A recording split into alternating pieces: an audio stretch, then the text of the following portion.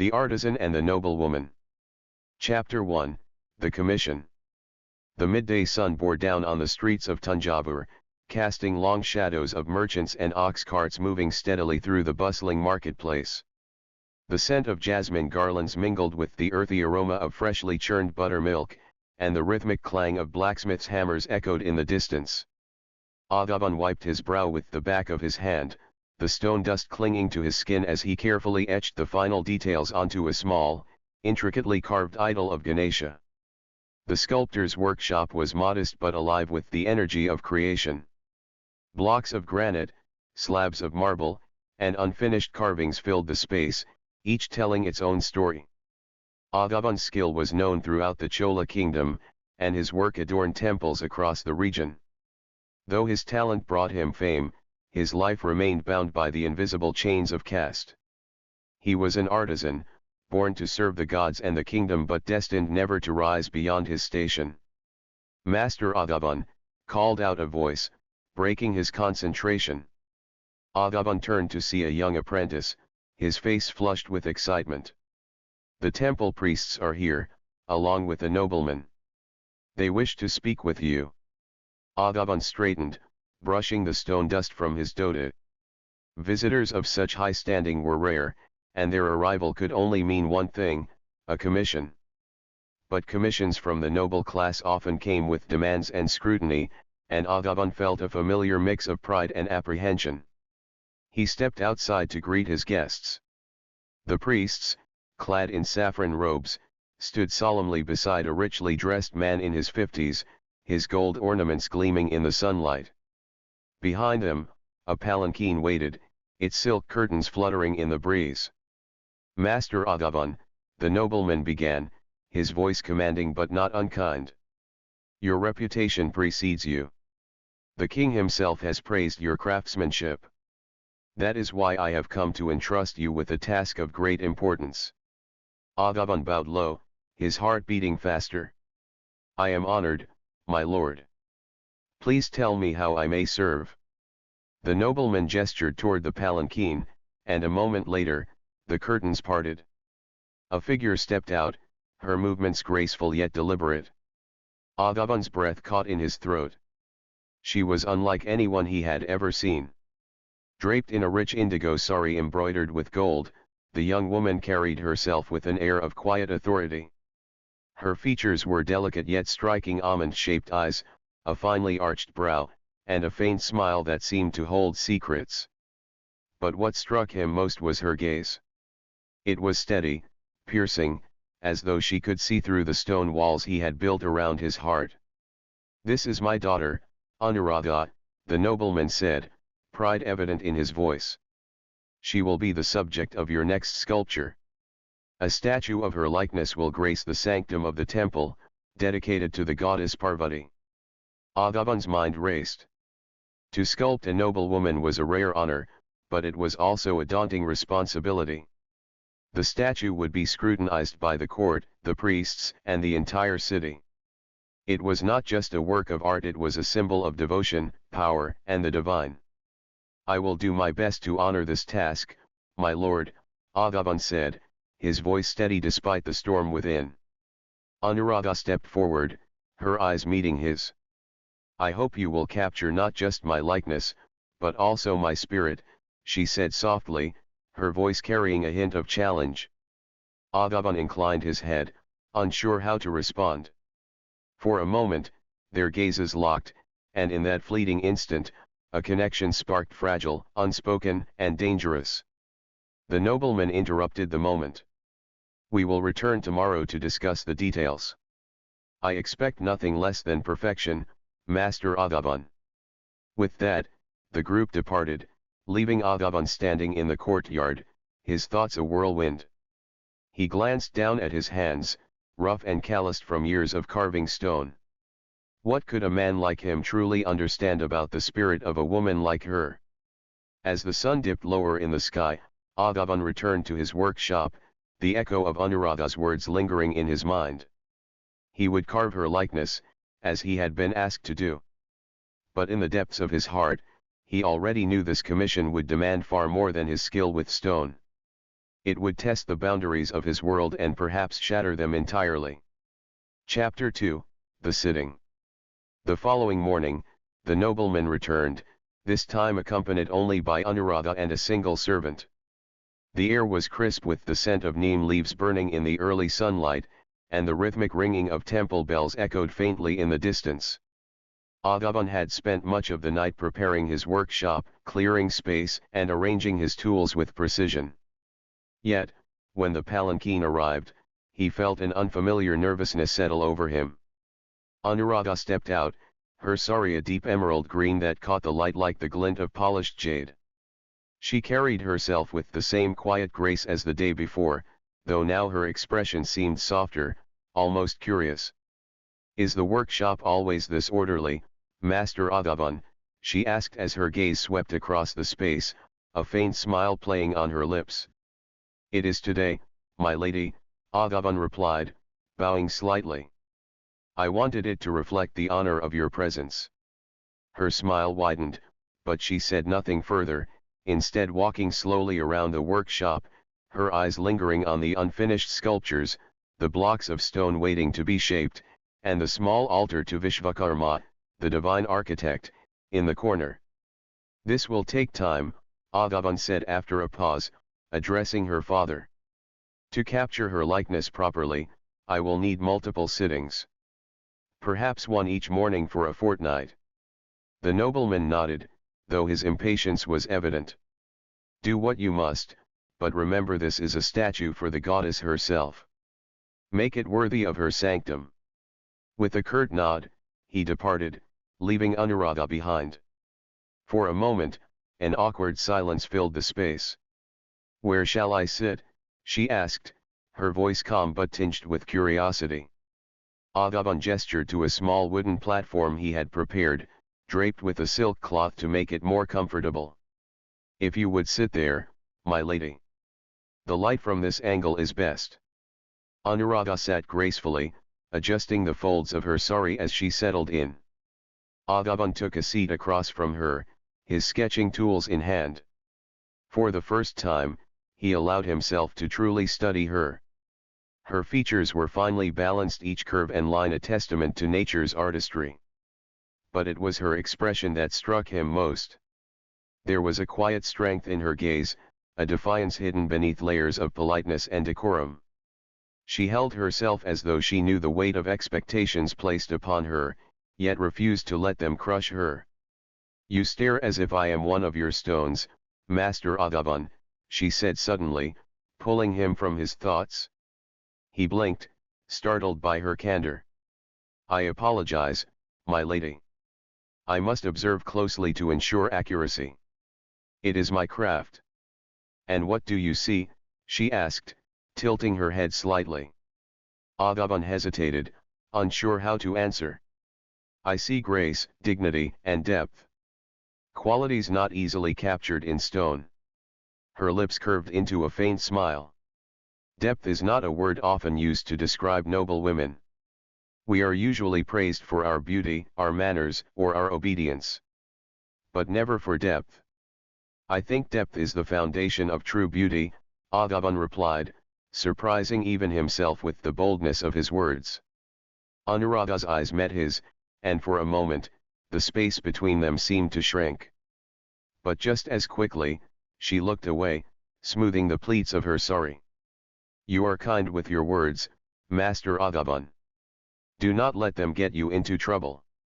They lapsed into silence as Aadhavan began sketching, his charcoal stick moving swiftly across the parchment. The hours passed quietly, broken only by the occasional sound of the wind brushing against the stone walls of the workshop. As he worked, Aadhavan found himself drawn to more than just her outward appearance. Her poise, the subtle shifts in her expression, the way she held her hands, each detail told a story he longed to understand. "Do you enjoy your work?" she asked suddenly, breaking the silence. "Yes," he replied without hesitation. "It is more than work to me. It is devotion. Each stroke, each chisel mark, is an offering to the divine." She studied him thoughtfully. "And yet, despite your devotion, you remain bound by the rules of this world. You create beauty, but you are not free to live among it. Aadhavan paused, his hand hovering over the sketch. None of us are truly free, my lady. Not even you.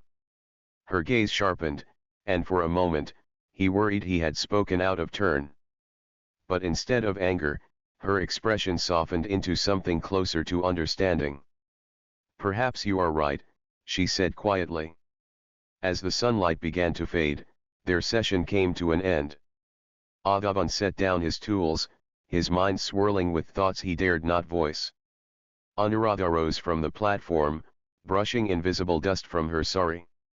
Until tomorrow, Master Aadhavan, she said, her voice carrying a note of finality. He bowed deeply as she departed, the echo of her footsteps fading into the evening air. Alone in the workshop, Aadhavan looked down at the sketch he had begun.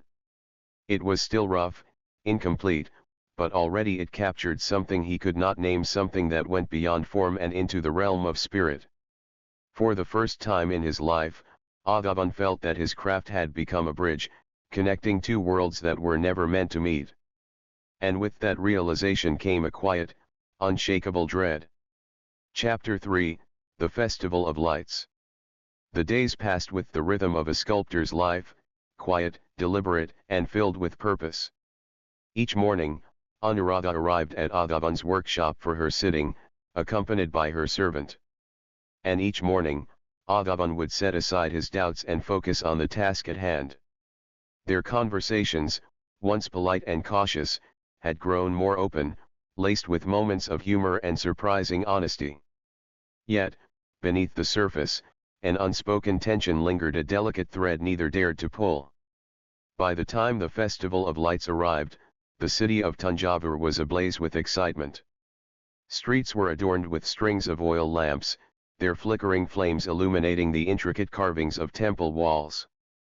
The marketplace thrummed with life as vendors sold fragrant marigold garlands, spiced sweets, and clay lamps. The air was thick with the scent of incense and the distant sound of drums. Aadhavan had planned to spend the festival quietly, as he always did. For artisans like him, the festival was both a celebration and a reminder of their place in the social order. They contributed their craft to the temples, their art to the gods, but they remained on the periphery of the festivities themselves. But this year, as Aadhavan made his way to the grand temple to deliver a newly completed idol of Lakshmi, he found himself searching the crowd for a familiar face. He told himself it was mere curiosity. Anuradha was, after all, a noblewoman, and the festival was one of the rare occasions when she might be seen outside the confines of her family's estate. The temple courtyard was packed with devotees, their faces glowing in the golden light of 1,000 lamps. Aadhavan wove through the crowd, his eyes scanning the sea of silk saris and jewel-toned turbans. And then he saw her. Anuradha stood near the temple steps, her sari a deep crimson that seemed to catch and reflect the light. Her hair was adorned with jasmine flowers, and a simple gold necklace rested against her collarbone. She was speaking with a group of noble women, her posture as poised and regal as ever, but there was a flicker of something else in her expression, restlessness, perhaps, or a longing for something beyond the world she inhabited. Aadhavan lingered at the edge of the courtyard, uncertain whether to approach. It was then that she saw him. Her eyes lit up with recognition, and for a brief moment, she looked as though she might walk toward him. But the presence of her companions restrained her, and instead, she offered him a small, knowing smile. That smile stayed with Aadhavan as he placed the idol of Lakshmi in the temple sanctum, his hands steady but his mind elsewhere. When his task was complete, he stepped outside into the cool evening air, hoping to escape the crowd and clear his thoughts. He didn't expect to find her waiting. "Master Aadhavan," she said softly, her voice cutting through the hum of distant voices and temple bells. He turned, startled to see her standing alone beneath a banyan tree, the lamps casting her in a warm, flickering glow. "My lady," he said, bowing his head. "You should not be here alone."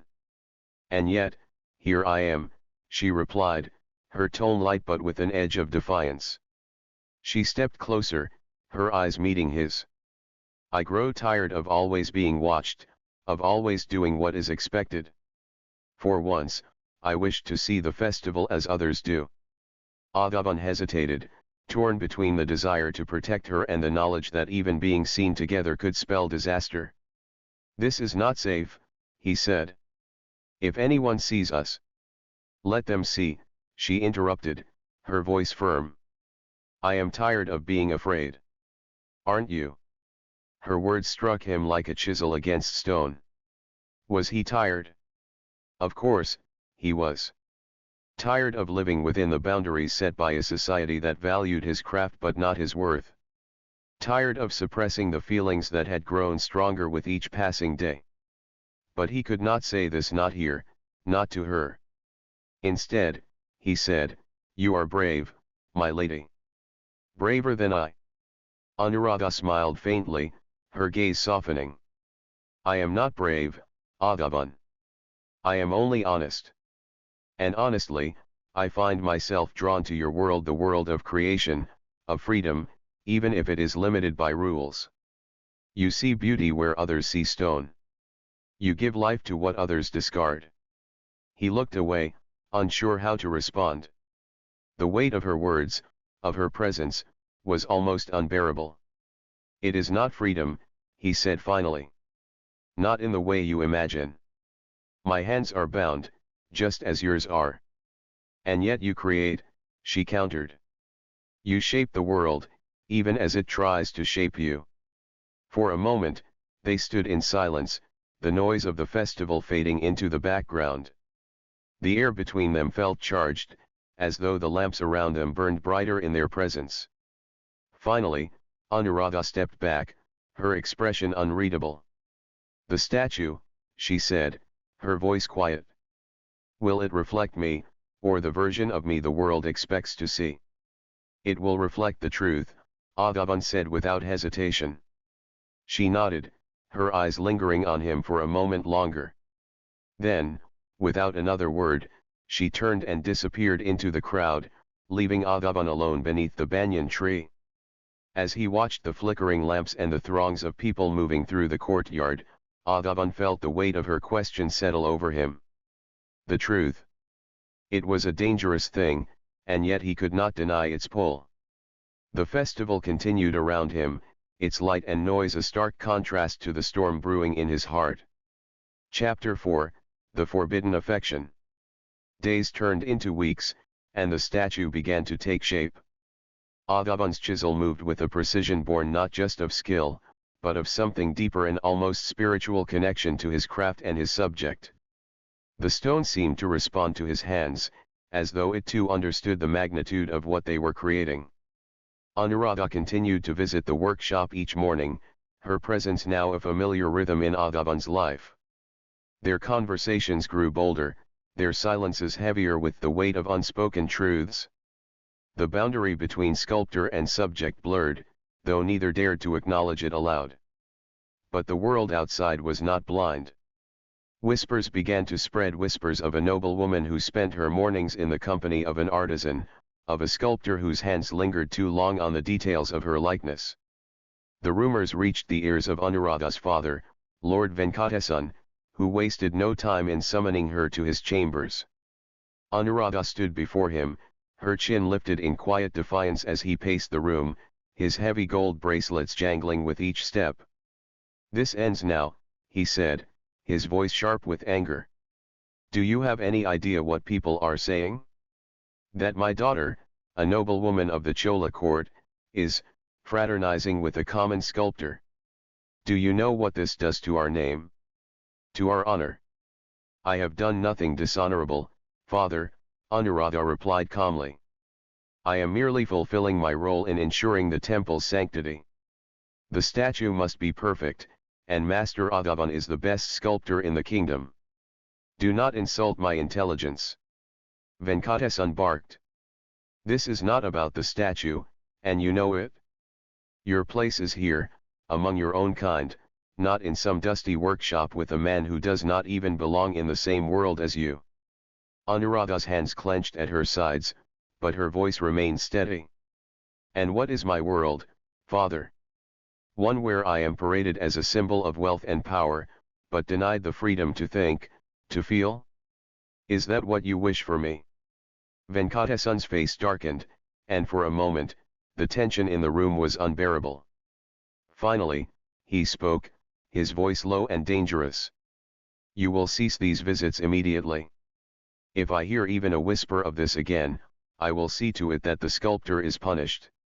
Do you understand me? Anuradha did not reply.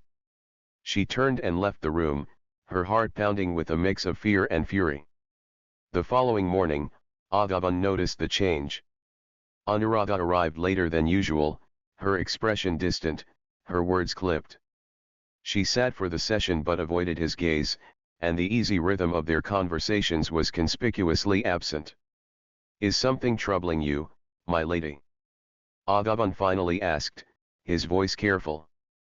Anuradha hesitated, her hands tightening around the folds of her sari. My father has forbidden me from coming here, she said quietly. He believes my time with you is improper. Aadhavan set down his chisel, his heart sinking. Then why are you here? Because I choose to be, she said, meeting his gaze at last. Because what we are creating here is worth the risk. The words hung between them, heavy with meaning.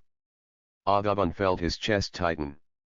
My lady, I am honored by your trust, but the risk is not yours alone. If your father acts on his suspicions, it is not you who will face the consequences. Anuradha's eyes flashed with anger. Do you think I do not know that? Do you think I am blind to the power he holds over us both? But if we allow fear to rule us, then what is the point of any of this? What is the point of creation, of art, if it does not challenge the world as it is? Aadhavan stared at her, struck by the force of her conviction. He wanted to argue, to tell her that the world did not change for people like them, but the words would not come. Because deep down, he wanted to believe her. The days that followed were fraught with tension. Anuradha continued to visit, but always under the watchful eyes of servants, her father's warnings looming over them like a shadow. And yet, in the quiet moments of their work, when it was just the two of them and the sound of the chisel against stone, the world outside seemed to fade away. One evening, as Aadhavan sat alone in his workshop, he found himself staring at the nearly completed statue. It was her, unmistakably her grace, her strength, her defiance. But there was something more. The statue seemed almost alive, as though it carried a piece of her soul within it. A soft knock at the door startled him. He turned to see Anuradha standing there, her face illuminated by the flickering light of a nearby lamp. My lady, he said, rising to his feet. What are you doing here? It is late. I had to see it, she said, stepping inside. Her eyes fell on the statue, and for a moment, she simply stared, her expression unreadable. It is beautiful, she said finally, her voice barely above a whisper. Aadhavan watched her carefully. It is only stone, he said. No, she replied, turning to him. It is more than that. It is truth. Their eyes met, and the air between them seemed to crackle with an intensity neither could deny. Aadhavan knew he should look away, should say something to break the spell, but he could not. And then, without thinking, without words, she stepped closer. My lady, this is he began, but the rest of the sentence was lost as she placed a hand gently on his arm. I know, she said softly. But some truths are worth the cost. For the first time in his life, Aadhavan felt the weight of the world lift, if only for a moment. But as the warmth of her touch spread through him, he also felt the cold shadow of what was to come. Because the world would not forgive what had begun here. And neither, he feared, would it forget. Chapter 5, The Chisel and the Blade. The quiet intimacy of that forbidden moment did not last long. Anuradha left Aadhavan's workshop that night, her heart heavy with both hope and dread. She knew what they had crossed a line neither caste nor custom would forgive. And yet, as the days passed, she found herself returning to his workshop, as if the chisel's song and his presence had become as essential to her as breath. But the walls had ears. Word reached Lord Venkatesan through a trusted servant, and his fury was immediate. He summoned his guards and issued a command that sent a ripple of unease through the estate: "Bring the sculptor to me." Aadhavan had sensed something was amiss even before the guards arrived. For days, the streets near his workshop had felt different, the usual bustle tinged with an uneasy stillness. Whispers seemed to follow him wherever he went, and the merchants who once greeted him warmly now avoided his gaze. When the guards stormed into his workshop, he did not resist. He knew it would only make things worse. They bound his hands and led him through the streets, the jeers of onlookers stinging more than the roughness of the ropes. At the estate, he was dragged before Lord Venkatesan, whose expression was carved from stone. Anuradha was present, standing to the side, her face pale but resolute. "So this is the man," Venkatesan said, his voice dripping with contempt. "The artisan who has dared to forget his place." Aadhavan said nothing, keeping his gaze fixed on the floor. He could feel Anuradha's eyes on him, and it took every ounce of his strength not to look at her. "I gave you an opportunity," Venkatesan continued, circling Aadhavan like a predator. "A chance to contribute to something greater than yourself. And this is how you repay me? By defiling my daughter's name, my family's honor." "Father, stop," Anuradha said, stepping forward. Her voice was steady, but her hands trembled. "This is not his fault. If you must blame someone, blame me." Venkatesan's eyes narrowed. "You dare to defend him? Do you even realize what you are saying? You would throw away your place, your future, for this low-born sculptor." "I would," Anuradha said, her voice breaking but her resolve unshaken. "Because he sees me as more than a symbol or a possession. He sees me as a person. Can you say the same?" The room fell silent, the weight of her words hanging in the air. Venkatesan's face twisted with rage. "Enough," he roared. He turned to the guards. "Take the sculptor to the temple courtyard. Let the people see what becomes of those who forget their place." Aadhavan was dragged to the temple, his heart pounding with a mix of fear and anger. The courtyard was already filling with people, their faces a mixture of curiosity and dread. The guards threw him to the ground, and he felt the rough stone scrape against his knees. Lord Venkatesan stepped forward, addressing the crowd. "This man," he declared, his voice ringing out across the courtyard, "has dared to violate the sacred boundaries of caste and custom. Let his punishment serve as a warning to all who would defy the order of our society." The crowd murmured, their expressions ranging from pity to condemnation. Aadhavan's eyes scanned the faces, searching for any sign of understanding, but he found none. He clenched his fists, his nails biting into his palms. And then he saw her. Anuradha stood at the edge of the crowd, her face set in a mask of determination. She met his gaze, and in that moment, Aadhavan felt a surge of strength. Whatever happened next, he would face it with dignity. As the guards prepared to carry out the punishment branding his arm with the symbol of disgrace, Anuradha stepped forward, her voice ringing out like a bell. "Stop!" The crowd turned, murmuring in shock as she walked to the center of the courtyard, her sari billowing like a banner in the wind.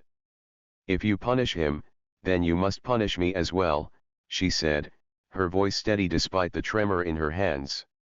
"For I am as guilty as he is." Lord Venkatesan's face darkened. "Anuradha, do not test me." "I am not testing you, father. I am telling you the truth. If you punish him, then you condemn me as well. Or is it easier to blame him because he has no power to fight back?" The crowd fell silent, the weight of her words sinking in. Venkatesan stared at her, his face a storm of anger and disbelief. Finally, he turned to the guards. "Take her back to the estate." Now. Two guards stepped forward, but Anuradha did not move. No, she said. I will not leave him. The defiance in her voice sent a ripple through the crowd. For the first time, Aadhavan saw cracks in the wall of indifference around them. Faces that had once been cold now looked uncertain, even sympathetic. Venkatesan seemed to sense it too. His grip on power, on control, was slipping. With a growl of frustration, he gestured to the guards. Enough of this. Remove her.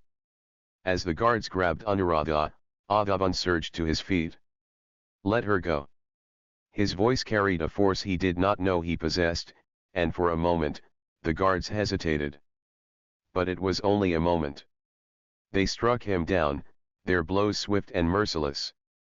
Through the haze of pain, Aadhavan saw Anuradha struggling, her cries echoing in his ears. And then, just as quickly as it had begun, it was over. She was gone, dragged back to the estate, and he was left alone in the courtyard, the crowd dispersing like shadows in the fading light. As Aadhavan lay on the cold stone, his body battered but his spirit unbroken, he realized something profound. The chisel in his hand might shape stone, but it was her courage, her unwavering belief in their shared truth that had the power to shape the world. And for the first time, he allowed himself to hope. Chapter 6, The Broken Chains. Aadhavan recovered slowly from the beating, though the bruises on his body were far less painful than the ache in his heart. The workshop, once a sanctuary of creation, felt hollow without Anuradha's presence. He resumed work on the statue, determined to finish it despite the turmoil in his soul. The statue now stood almost complete, but Aadhavan saw more than just her likeness in the stone. It was a tribute to their bond, their defiance, and their shared longing for a world beyond the confines of caste and custom. He worked tirelessly, pouring every ounce of his strength and skill into the sculpture, knowing it might be the last thing he ever created. Meanwhile, Anuradha was confined to her chambers, her father's anger still burning hot. Guards were posted outside her door, and her movements were strictly monitored. She spent her days staring out of the window, her mind restless with plans and possibilities.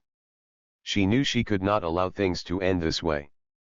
One night, under the cover of darkness, Anuradha bribed her maidservant to smuggle a message out of the estate. The note was simple but urgent. Meet me at the temple under the moonlight. We cannot let them decide our fates. She gave the note to the maid, who slipped out of the estate and made her way to Aadhavan's workshop. When the message arrived, Aadhavan hesitated. He knew the risks they had already paid dearly for their defiance. But as he read her words, he felt a flicker of hope rekindle in his heart. He could not ignore the chance to see her again, to fight for what they had begun. That night, he left the workshop and made his way to the temple, his steps quiet but purposeful. The streets were empty, the city cloaked in a deep, expectant silence. Anuradha was already waiting when he arrived, her figure illuminated by the soft glow of moonlight. She turned as he approached, and for a moment, neither of them spoke. You came, she said softly. I would come no matter the cost, he replied. She smiled faintly, but her expression soon turned serious.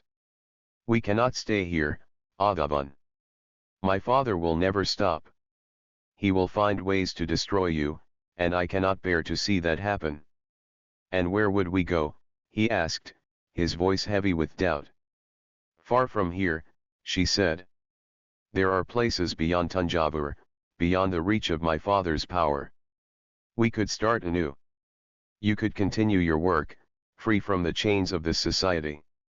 Her words stirred something in him, a vision of a life unbound, where art and love could coexist without fear. But even as he considered it, the weight of reality pressed down on him. Anuradha, leaving means giving up everything we know. Your family, your status, your safety. My safety means nothing if I am a prisoner, she said fiercely. And my family, they will never see me for who I am, not as you do. If I must choose between them and the life we could build together, then I choose us. Aadhavan's throat tightened. He reached for her hand, his rough fingers brushing against her soft skin. "And if they find us? Then we will face them together," she said, her voice steady. In that moment, Aadhavan knew there was no turning back.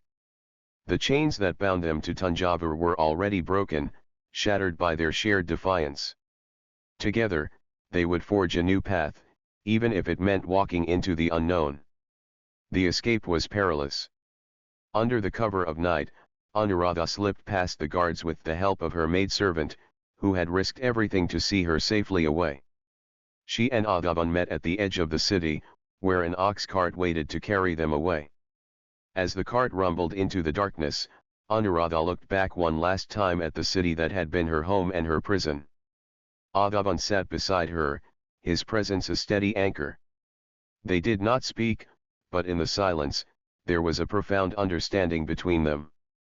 They had chosen a path fraught with danger and uncertainty, but it was a path of their own making, a path of truth and freedom. Weeks later, in a quiet village far from Thanjavur, Aadhavan set up a modest workshop. The tools of his craft were the same, but the stone he worked now carried a new energy, a spirit of hope and resilience. Anuradha, no longer bound by the expectations of her noble birth, found purpose in helping the villagers, teaching their children to read and write. The life they had built was simple, but it was theirs. One evening, as they sat together in the fading light of the day, Anuradha watched Aadhavan put the finishing touches on a new statue, a depiction of a woman standing tall and unbroken, her hands outstretched as if embracing the world. "It's beautiful," Anuradha said, her voice filled with quiet admiration. "It's you," Aadhavan replied, his gaze soft. And for the first time in what felt like forever, they both smiled, not with defiance or sadness, but with the quiet joy of knowing they had reclaimed their lives. The artisan and the noblewoman had defied the world. And in doing so, they had created something greater than art or tradition, a life shaped by love, truth, and courage.